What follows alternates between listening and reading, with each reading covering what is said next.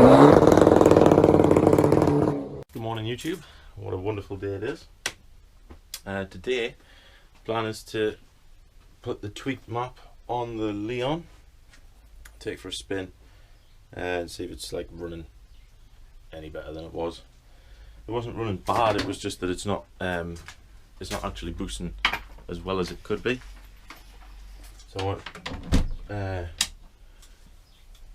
basically got the file on here. Just wanted to see whether we could get a little bit more out of it, because it didn't seem to be making much more boost than it was when it was standard. Well, not when it was standard, but when it had the standard turbo on, and it had the stage 1 map on.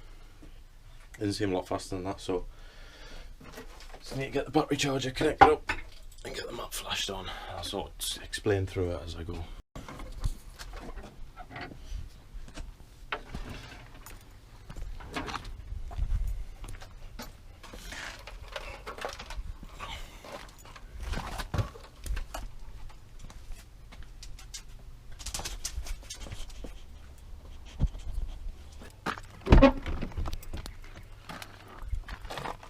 Oh, I wish I had smell-o-vision. The car actually smells clean for once.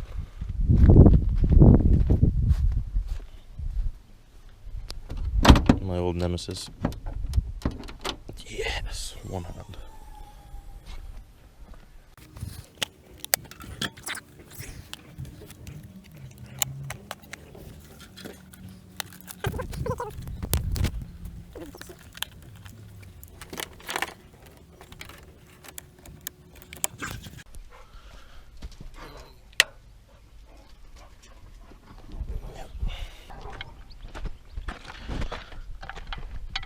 So, ignition on. Right. Just found this. Less than ideal, I don't know what's been happening there. So, step 1. Plug in case to OBD. Step 2. Plug in case to laptop. Step 3. Open laptop. Can't see screen because too bright. Okay, so now it's sort of woken itself up. It's basically just asking us if we want to flash. So we just click OK and just go through with it. Switch off new battery charger, switch on the dashboard. Dashboard is on. Starting communication. And that's it, it's flashing now. Ignition off. Right in ECU completed. Start it up and make sure it runs alright.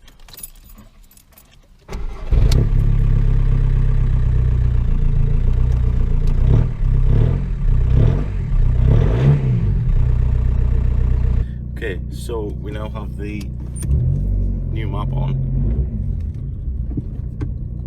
Let's take it out. Like, so this should be, I had all the issues when I first fitted the hybrid turbo. It wasn't holding boost at a good level, but at first when I fitted the turbo, obviously I had the issue of the actuator. I didn't know that when that video went up just after I'd installed the turbo, I didn't actually know that was the issue.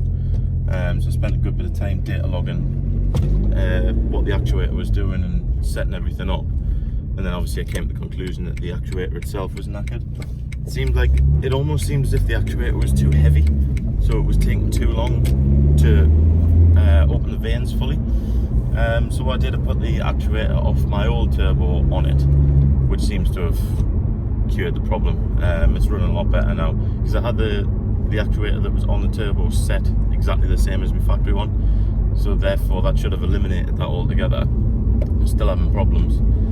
Swap them over and then sorted. So hopefully this map is going to be a lot better, but we shall see. Get it on a bit of open road. Second gear.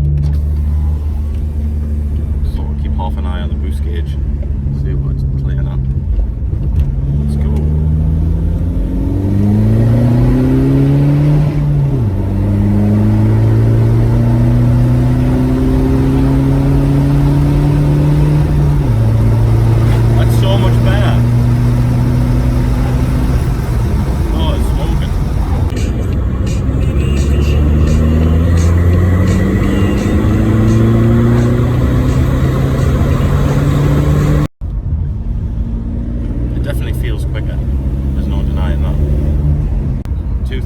RPM. I'm going to do a pull third gear from 40 miles an hour.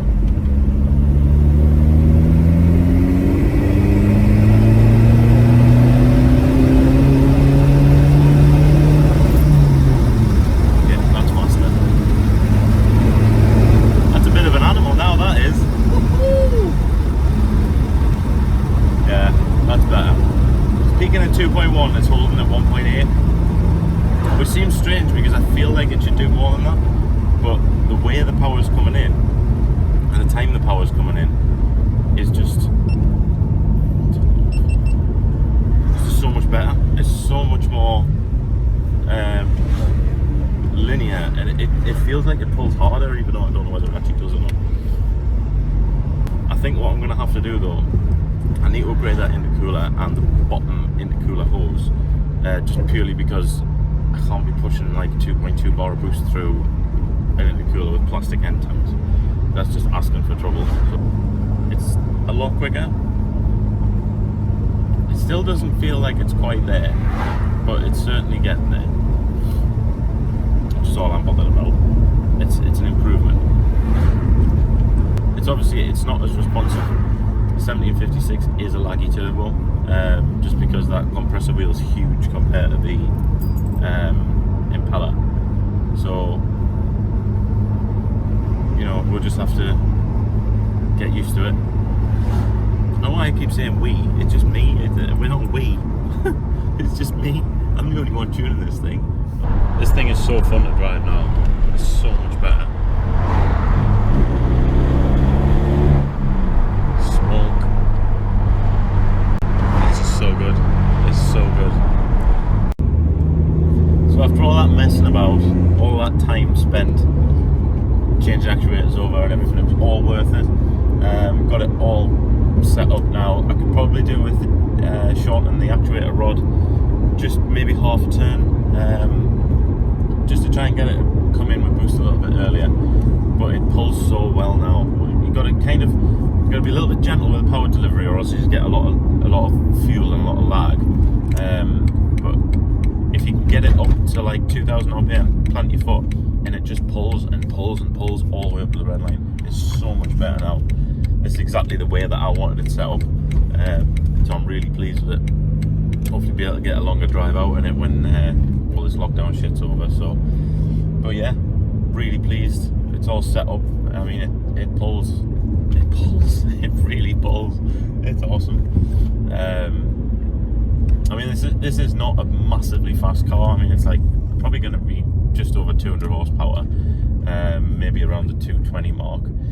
I mean, but you have to remember this is a 1.9 diesel engine. It's not a massive capacity engine. They'll get a lot more power out of these, but this turbo is only a slight upgrade from the one that came on it originally.